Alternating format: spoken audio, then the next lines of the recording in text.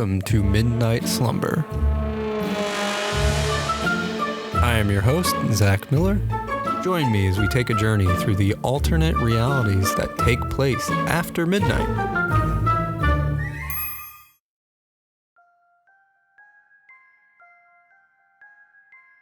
Have you ever been chased? Or so terrified you wished what was happening wasn't real? We explore both of those questions in the story called Soaring.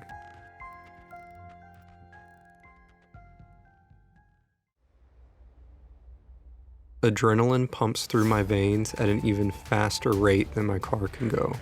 Speeding down this old dirt road, we wind through the mountains trying to avoid falling over the steep ledge. The drop-off next to us goes hundreds of feet straight down into a dark blue abyss. Two of my friends in the back shout, telling me that the black muscle car chasing us is getting closer. Even over the sound of my barking dog, I can hear the engine's roar getting louder. My foot presses on the floor even harder, trying to squeeze out any more speed that my car can muster. In the passenger seat, my girlfriend hangs on in terror. The road is slowly creeping in on us, bringing the drop-off closer and closer to my side. This road seems to be slowly eroding away the further we travel. A loud pop goes off near my ear, immediately followed by another. The mirror on my left shatters and my front and back windshield explode with holes. Bullets are flying at us, hitting my car but thankfully missing us. Another round of bullets flies by my left side, and I see beautiful snow-capped mountains off just behind them. The mountains begin to put me in some sort of trance, and everything slows down, going quiet. A low rumble comes from them as they speak to me, telling me to keep my head low and to kick up as much dirt as possible. They roar, "Take the next right." Everyone begins to scream, causing me to snap back to reality and focus my attention to the front of me. There is a steep drop-off quickly approaching. I slam on the brakes, yanking the steering wheel hard to the right, and then slam on the gas, trying to make the turn. Doing this causes a massive dust storm to form behind us. The car screams, hugging the road on the tip of its left two wheels. We all begin to lean to our right, trying to prevent the car from tipping over. The car creaks and squeals as it slams back down onto the narrow road. As we continue to fly down this road, the car behind us seems to have stopped chasing. All that is left is a massive dust storm with cracking lightning behind us. The road is growing wider, and off to our left is a big grassy plateau, with massive trees that overlook the valley. We turn into this area and park behind one of the ginormous trees, hiding the car in case they are still chasing us. Through the shadows, I see no sign of their car anywhere, just a lot of dust on the road where we came from. One of my friends asks if it's gone, and then I hear my girlfriend shout, "Look over there! I think that's them!" I follow her arm to where she is pointing, and it's just straight ahead, up near the big turn we avoided.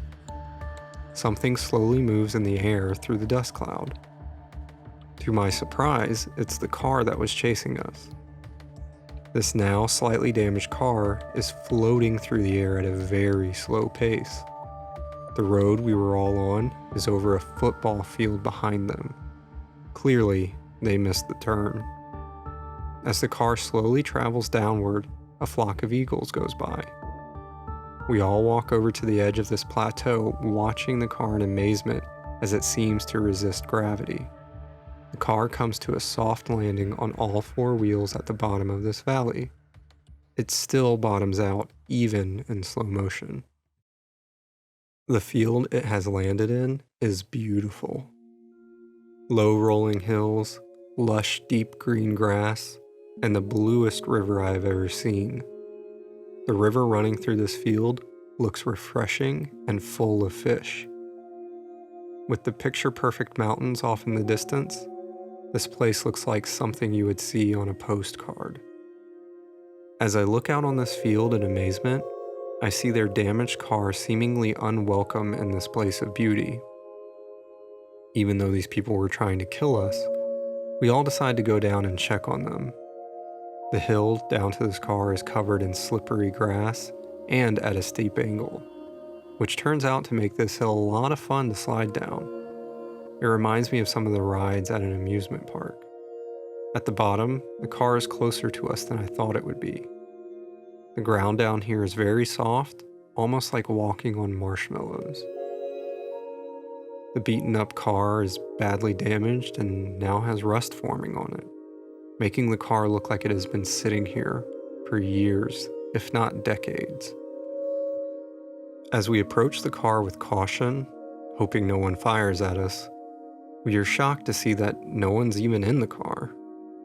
I take a step back in confusion as to who shot at us, wondering if they jumped out or ran off when the car landed. But I see no sign of anyone or of any bullet casings in the car. The ground begins to shake violently. We all rush back away from the vehicle to see the grass around the car envelop it and pull it down into the ground. All of us sit there wide-eyed and shocked. My friends take off up the hill, frightened at what they just witnessed, but I feel safe. I follow their lead anyway, as I am unsure if we will be next. Climbing back up the hill, I notice a river leading into a giant cave. The entrance to this cave looks like a skull with its mouth wide open. Ice forms around the rock walls, making it look like the entrance has sharp teeth. An ominous feeling washes over me as I slip and slide, trying to get up the hill even quicker now. My dog is the only one able to get up this hill with ease. One of my friends reaches the top with my dog when I start to feel my body lift off the ground. I try to hold on to the grass, but my grip slips as I am pulled upward. Watching the ground move further and further from me, I see everyone else begin to do the same, and I panic. But as I flail around, I get a better view of everything. The view from where we are now is even more spectacular than before. The grass looks like it was made from pastels, the river looks to be painted with watercolors, and the mountains wrap everything together. It is a masterpiece of art. We are all flying together and have wings. A sense of peace washes over us. We are all now, including my dog, magnificent eagles flying in a land that will protect us and keep the chaos of this world at bay.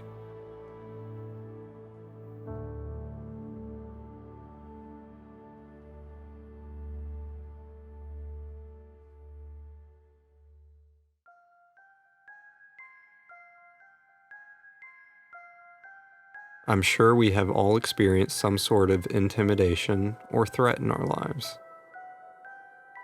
Whether it was from a person or just our girlfriend's cat not wanting to be pet. Either way, in this story called City Fight, lives are at risk.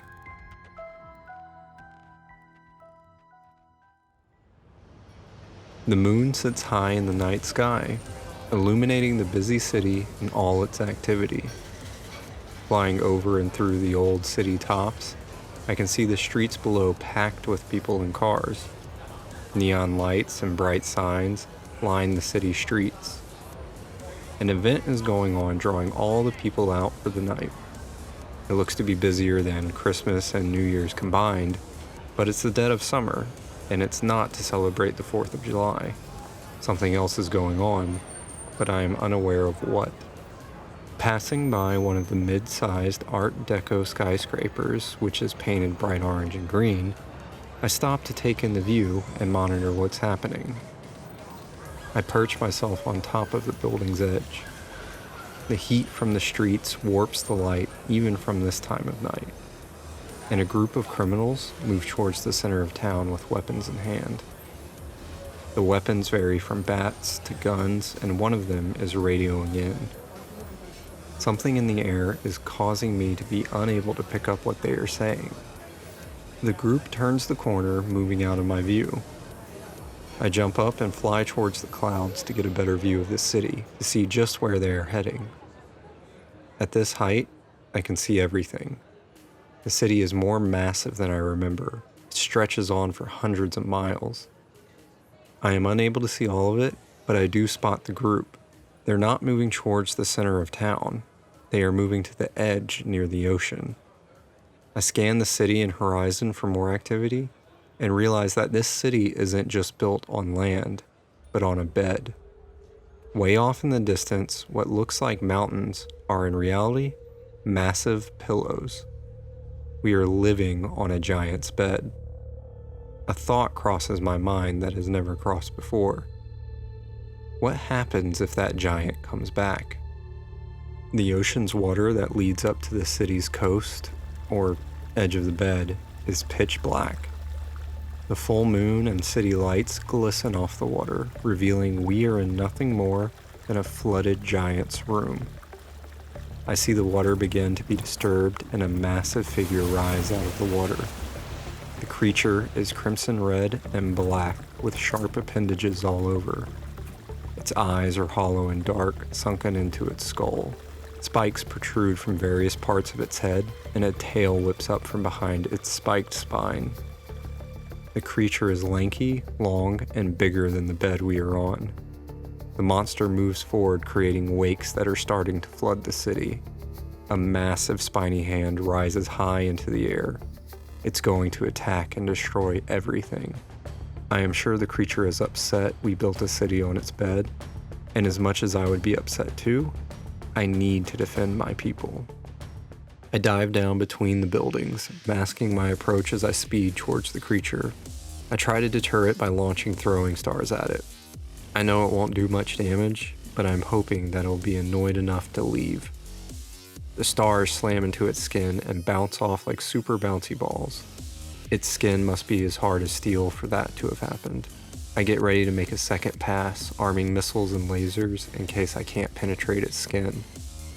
Its hand comes crashing down, tearing through multiple blocks that line the sea. As I circle one of the massive skyscrapers, silver UFOs zip in from nowhere and start attacking buildings and abducting citizens. Their green and blue lasers blast buildings apart. The city is now on fire in multiple places. Sirens start to wail, and the city breaks into utter chaos. Thankfully, some of my friends have seen what is going on and have shown up to help save the city. I redirect my missiles and fire them at the ships taking the citizens. It destroys a few ships, causing the people to plummet back to the ground. My oldest friend catches them with a net, telling me he will take care of the people being abducted and for me to focus on the giant. Another one of my friends manages to rip the laser guns out from under one of the spaceships.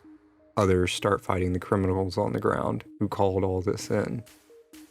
The criminals turn out to be aliens in disguise. They are tall and gray with long necks and long fingers. They try to fight back but are no physical match for the hundreds upon thousands of citizens who are angry with them. I hear the monster roar as it smashes more of the buildings closer to the shore. It's almost at the shoreline, and we can't afford to have it walk up into the city.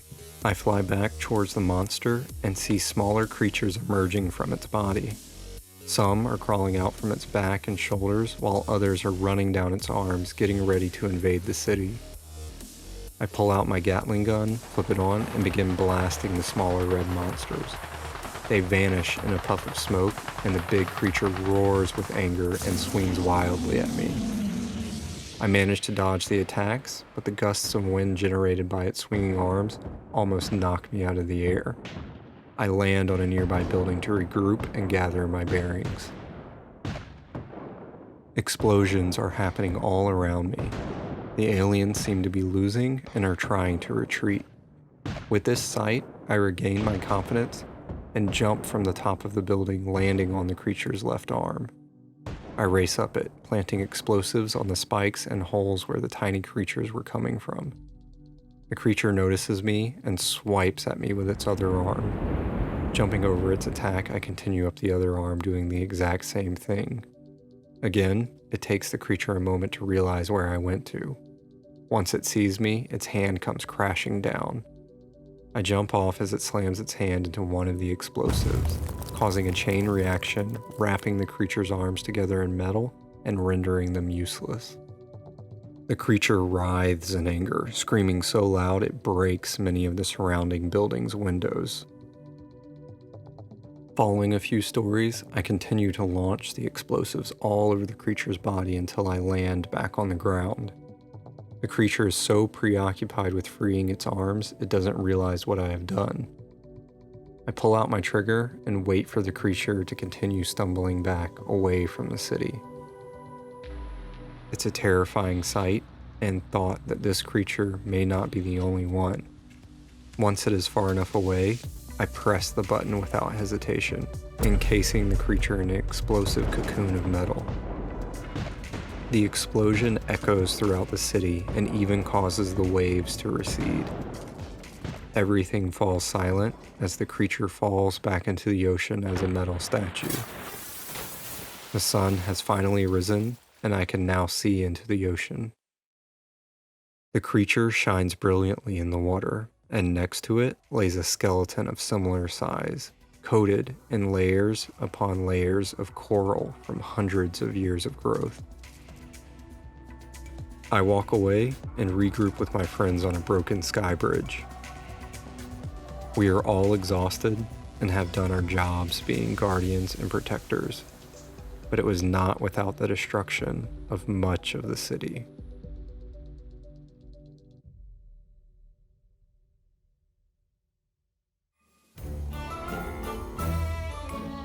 If you'd like to leave a comment or find out more about this show, check the links in the description. I'm your host, Zach Miller, and thanks for listening. Have a good midnight slumber.